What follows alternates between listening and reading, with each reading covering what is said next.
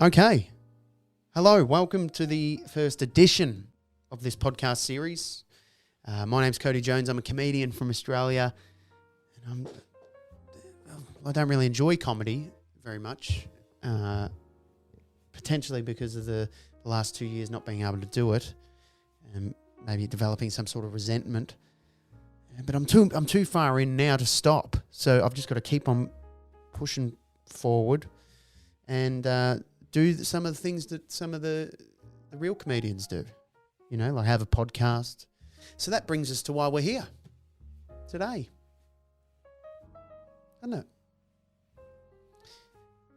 This is the podcast I'm going to do. And there's a bit of music on in the background. Hopefully you'll be able to fall asleep to the tales that I have for you.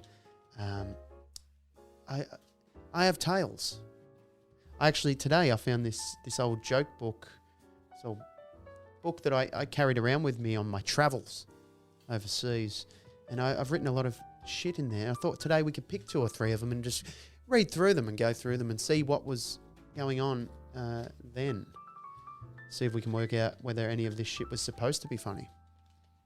So I thought that might be fun. We'll do that. We've got a lot going on. We've got a lot planned for this podcast. A lot of stuff in the future. As I said, I don't really like doing stand-up comedy anymore because there's a number of reasons.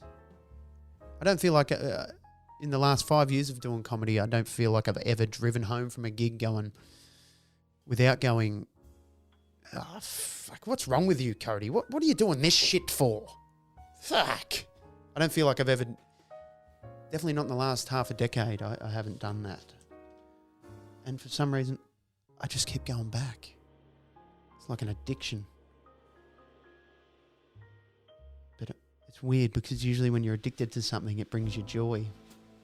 That's the weirdest thing about this addiction. I'm being honest.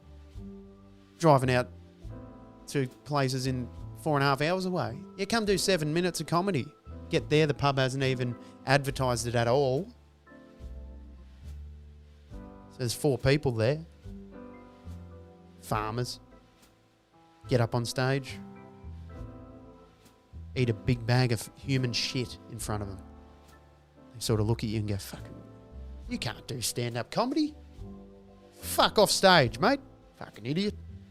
And you go, well, yeah, it doesn't look like I can do it, does it? Fuck. You jump off stage, you're angry. Drive home. What the fuck was that? Fuck. 4.5 hour drive to go. Think about it, contemplate it. Spend the next 3 days sort of just going, I don't want to do that ever again. I'm going to quit comedy.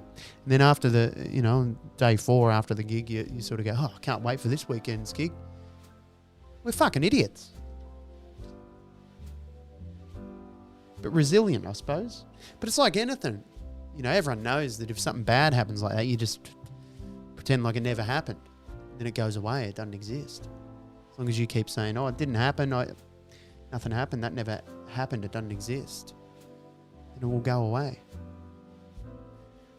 Which is why I never shat my pants last year at Christmas after having too many beers. Bit of a joke there, just to get things rolling. Bit of proof as well, isn't it, that I comedians do jokes. That was one. So there's that. But what have I done that isn't comedy? I was a prison officer for 3 years. That was interesting, to say the least. I think enough time's passed that I can start to talk about these things, and I think we'll go through some of the details, but not in too much detail, over the next few weeks in this podcast. A few of the tales from inside prison, from the perspective of a screw. So, very interesting job. I remember I've spent entire weekends of my life, time of which that I will never get that back. I've spent weekends of my life doing strip searches on men of all variations of all shapes and sizes, of everything. And it's hard to erase that from your mind. It really is. Like, I drive home after comedy gigs going, oh, fuck, what was that? Fuck, I ate a bag of shit in front of 4 farmers. But it still doesn't compare to how bad it was driving home after a day of looking directly into blokes' asses and underneath their sacks. Believe it or not. Give me the bombing in comedy any day. If I'm being honest. One day we were doing some urinalysis at the jail, and there was a bloke in there who really couldn't do a piss, and he was trying really hard. He tried very hard to do a piss, and he kept trying, and then he pushed too hard, and I wasn't really, you don't really watch, but you can sort of, in the same room behind the partition. And he goes, oh, no, sorry, boys. I was like, he's pissed on the seat or something. Pushed a little too hard. Got out of control. Happens to me. You know, happens to the best of us. But it wasn't that at all. When I peeked around the corner, he'd shat on the floor. He did a projectile shit out onto the floor. And he got upset, the bloke. He wasn't happy with what had happened. Probably a bit embarrassed, I'd say. Shat on the floor.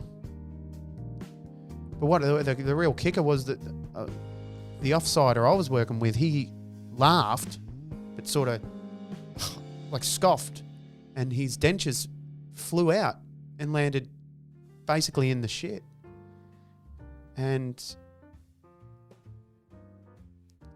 after all my years of doing any sort of form of comedy, nothing's made me laugh as hard as that. Like, I just left him in there because I physically couldn't stand up. I was laughing that hard. Like, you couldn't just... It was a trick shot that you could never get that to happen again. If I gave him 100 dentures and said, righto, there's the shit there, stand 20 yards away and cough your dentures into that shit, he would never be able to do it again. And it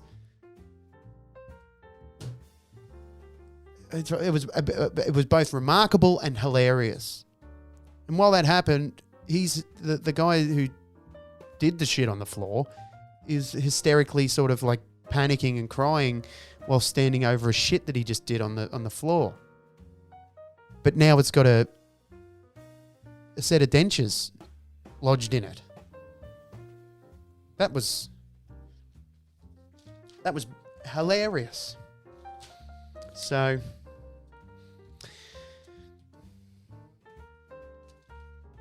let's go through some of these scrollings that I've done here. Here's one. We'll do this one. It's called Grandfather Bits. It's about bit over half a page. Pa never wasted a dead animal. If he caught a carp out fishing, he would bring it home and hang it on the clothesline for 4 hours. Then boil it. The end result must have been like one of those Billy Big Mouth fishes. You know, the wall-mounted ones that you see at the shops. Nan had us over one day. She said, "Do you kids want an ice cream?" We said yes. She opened the freezer and there was a cockatoo in there. Apparently, Pa had hit it on the way home in his car and thought, well, that can't go to waste. He also told a snake to fuck off once. That was pretty funny. There was a snake in the backyard and he ran over to it. At first, I didn't know what he was running for. He then picked up a brown snake, held it 4 inches from his face and said, "Fuck off." The snake never came back. perhaps that's why that's all snakes need is a good talking to. So there's one little tale there about an old man telling a snake to fuck off, eating a cockatoo. Actually, it wasn't cockatoo. It was actually a galah, a pink galah. But I changed it to cockatoo because I thought that was funnier at the time. But now, I'm not sure what is funnier with that. There is some stuff in here that I probably shouldn't read out for legal reasons. There certainly is a lot of that. But hey, I mean, I'm willing to take risks. Be a bit edgy, you know?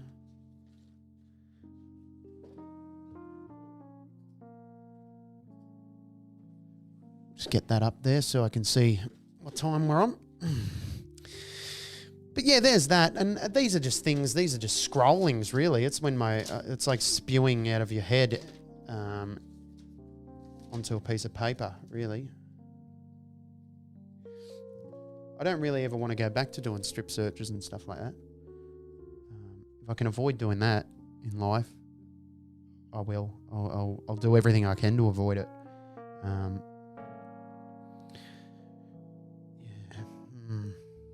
Horrible weekends spent Saturday, Sunday, looking at asses. Men's asses.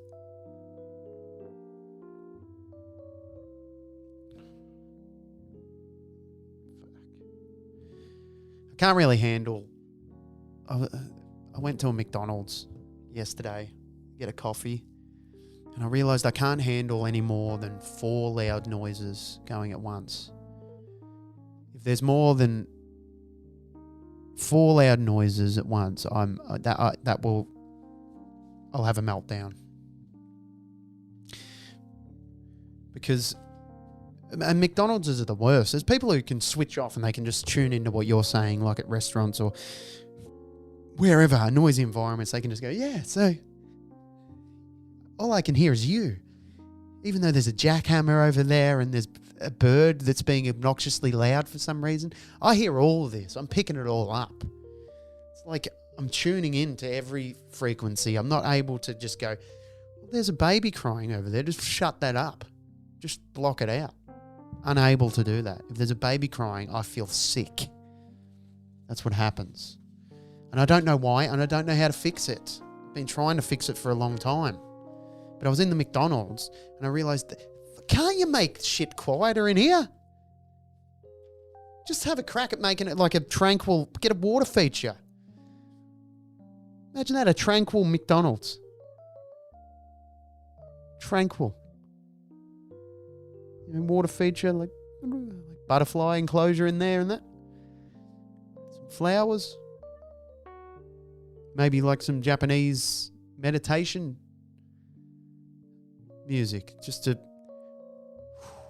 soothe, like walk in. Instead of going in there and like it's like the kitchen alarms are going like beep, beep, beep, beep, beep, beep, beep, beep, beep, beep, beep, beep, beep. And then they're like the staff are like yelling numbers out at you as loud as they can. They go 168, 168, bloop, bloop, bloop, bloop, bloop, bloop, bloop, 168, 168, 168, bloop, bloop, bloop, bloop, bloop, bloop, bloop, bloop, bloop, bloop, bloop, bloop. And then because of all this loud noise, now a baby starts to cry. It's like boop, boop, boop, boop, boop, boop, boop. 168, 169. Bloop, bloop, bloop, bloop, wah, wah, bloop, bloop, bloop, bloop, bloop, bloop, wah, wah, bloop, bloop, bloop, bloop, bloop, bloop. Oh, and I'm there at the fucking bloop, bloop, bloop, bloop, bloop, bloop, trying to fucking large iced latte. Oh, panicking. And then now because of masks, you've got people, anyone over 50 just shouting through their mask going, a large cheeseburger. Sorry, what was that? I want a large cheeseburger. I want, bloop, bloop, bloop, bloop. Wah, wah, wah, wah, wah, wah, bloop, bloop, 168, wah, wah, 169, wah, wah, bloop, bloop, bloop, bloop, bloop, bloop, bloop, bloop, bloop. Fucking hell. Make it tranquil. Make it peaceful in there. That shit, that drives me mental. Stress.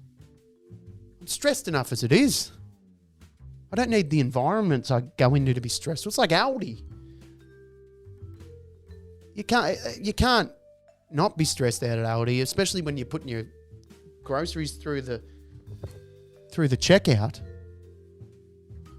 These people are professionals at fucking speed scanning shit. They've got no... They couldn't care less. If you're elderly, you may have a disability. They don't give a shit. It's like having Brett Lee fucking throw your groceries at you. It's like they hurl frozen meat at you. Just be careful with that. It's a fucking weapon. I've seen people in prison use frozen meat as weapons. It's a great weapon. You're hurling it at me. Stress. Make it tranquil. Make it a tranquil Aldi. Let's make life easier and more relaxing for everyone. Go into McDonald's. It's like a yoga school in India. Just nice and lovely. It's not going to happen though, is it? All they care about is selling burgers. They don't care about how you feel. They don't give a shit about what your stress levels are. Just get your burger and fuck off, mate. That's what it's like now at McDonald's. They're not even nice to you when they give you your food anymore. KFC is still hanging on. That's what I've noticed. But McDonald's is like, there's that one! Fucking hell. Or if you go into the drive-thru and they've got the food hanging out there, like before you've even paid for the shit. Come on. Fucking. What's going on there? Just relax. I'm coming. You might want me to pay for it first. Bloop, bloop, bloop, bloop, bloop, bloop. They don't know. They don't know what's going on. All the sounds in there. Their brain's been obliterated. Absolutely obliterated, their brain has. Obliterated by sounds. Can't handle it. Far too many sounds in those restaurants. Tone it down. Can't you turn the alarms down? Just turn them down. Christ. I don't know.